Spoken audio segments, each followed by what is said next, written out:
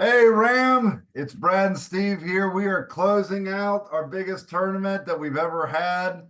NCAA March Madness. It's our favorite tournament. It's the one with the most prizes. We are so glad that you guys participated with us, and we hope you guys had fun.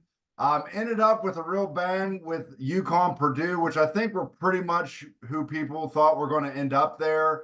We had arguably the two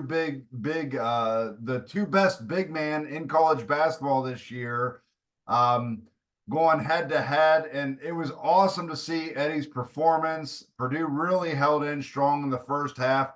I personally picked Purdue because I was like right around the top 10. I wanted to see if I could jump to the top five. So I went with the points. But UConn they just didn't make mistakes the whole tournament.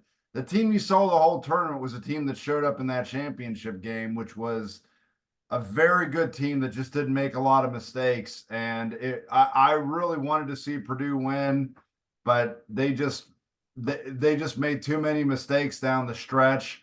It was an exciting game until about midway through the second half, but by then I think anybody that was watching was praying for a miracle if they wanted Purdue to win because you could just tell what was going to happen. So that kind of wrapped up our tournament. I thought it was really exciting. There were several teams that were competing in through the last round.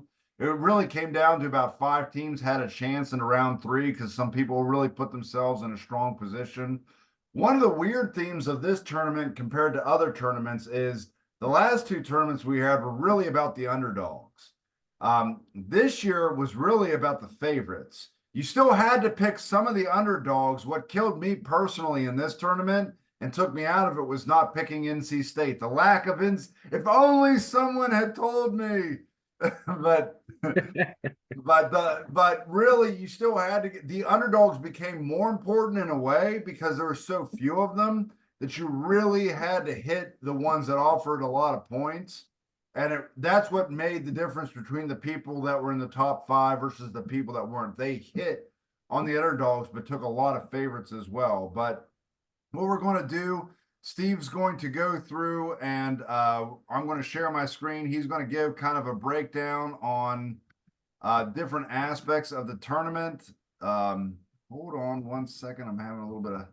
And while Brad's pulling that up, I'll just shout out to NC State with DJ Burns. Like they were fun to watch. And that Final Four game between Purdue and NC State, like it was fun to watch Zach Edey versus DJ Burns. Maybe they'll both be interesting in the NBA, like once they advance. I think they're big bodies that whether or not they're stars for a team, I think we're going to be watching them on professional teams. So stay tuned for that.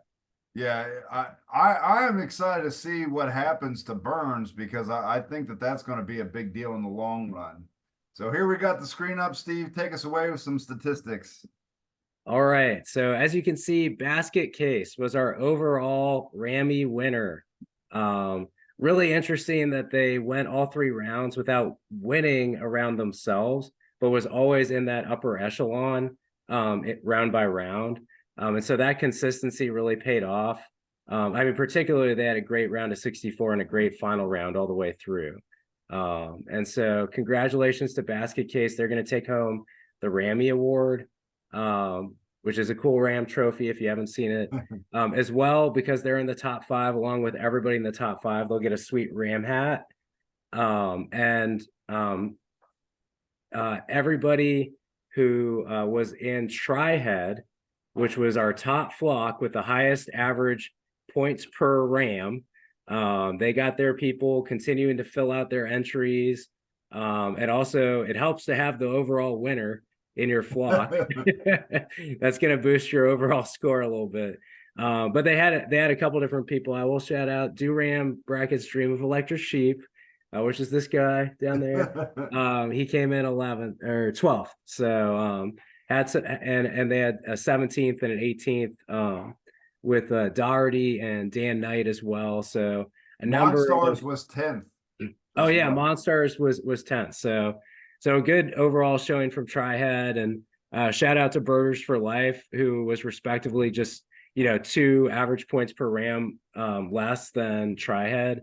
They had a great showing this time around as well. So So outside of those awards, we also have, of course, our round winners, which is one of the exciting things about Ram is that you always have a chance to win that next round, and you're just not locked in if you can't win the Rammy. So for the round of 64, we had Team Bizzle, just absolutely put on a stellar showing in the round of 64. Round of 32, we had Chi Ram Dinner take that one away, and then in the final round, we had Aiden G win that round. And so Aiden G, congrats on winning that round. It was real close for Basket Case, and every decision mattered. So Aiden G, congrats on winning it with that UConn pick right at the end, because you really fended off Basket Case, who was like 0.69 less and in that second place. So really mattered what you picked in the final for that. So those are all our prizes. Outside of those things, we are going to have sticker prizes, kind of like laptop stickers for everybody who completed every entry. So one thing we do want to press on that, please email us your address if you completed every round. And we might send out an email to everybody who did, but try to send the Ram tournament at gmail.com. It's right at the top of the leaderboard here.